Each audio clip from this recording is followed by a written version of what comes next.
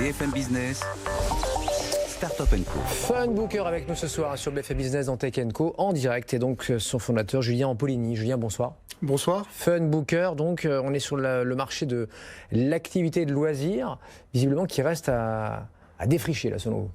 Tout à fait, c'est une activité qui a fait un peu exception par rapport aux autres univers du tourisme, notamment on pense aux billets d'avion, d'hôtels, qui aujourd'hui se réservent à plus de 50% en ligne.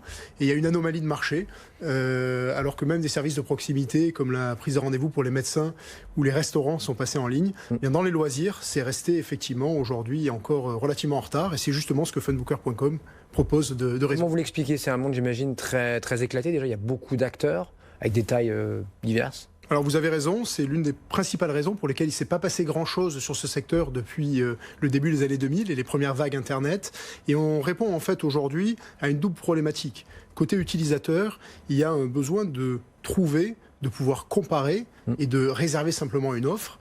Et côté professionnel, le besoin d'émerger. Il y a en France, on a la chance d'avoir des dizaines de milliers de prestataires, de professionnels, des passionnés dans tous les types de loisirs. Mais simplement, effectivement, c'est un univers très fragmenté, assez disparate au premier abord. Et donc on aide justement, et c'est la vocation de Funbooker, d'aider ces deux côtés à se réconcilier par notamment notre plateforme technologique.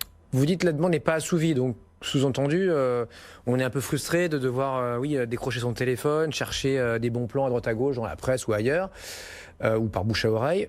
Et donc, peut-être qu'avec ce type de plateforme comme la vôtre, vous avez évangélisé un peu le marché, oui. Le gâteau peut encore grossir. C'est-à-dire qu'on peut faire plus d'activités. Tout à fait, et typiquement un acteur américain comme Airbnb a montré qu'on pouvait encore trouver des extensions au marché connu en ouvrant de nouveaux types de prestations, d'offres, et c'est exactement ce que l'on fait en fait avec trois composantes. La première, c'est d'arriver à recenser, à sélectionner des offres de qualité.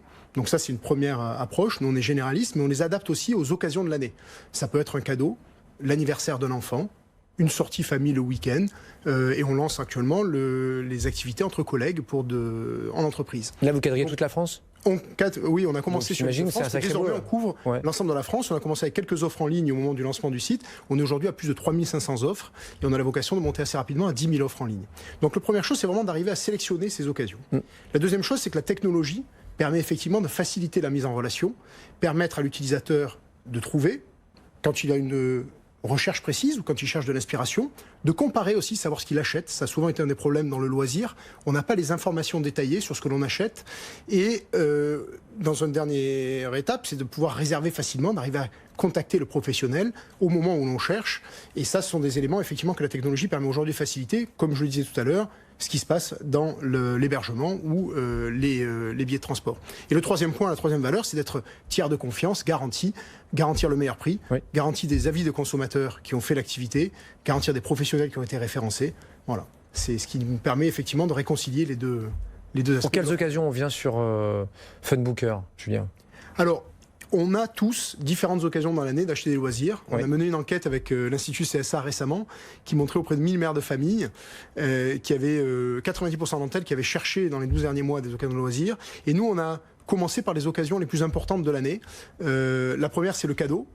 Cadeau, c'est Noël, mais c'est aussi les marronniers. On pense bien évidemment à la fête des pères qui arrive bientôt. Fête des pères, fête des mères, anniversaire. Exactement, il y a toute une série d'occasions. Bien sûr. Une deuxième occasion, ça a été l'anniversaire des enfants. Il y a 8 millions de fêtes d'anniversaire organisées chaque année en France. 50% des parents sont déjà passés par un partenaire, un lieu, une activité à réserver. Et donc on aide justement là aussi à dénicher toutes les meilleures offres et les meilleures propositions de prestations et à les mettre en avant auprès de ces... Ça va jusqu'à la jeune femme ou le jeune homme qui va animer un goûter anniversaire pour des gosses de 5-6 ans, ou on est quand même là sur un truc un peu plus officiel, j'ai envie de dire.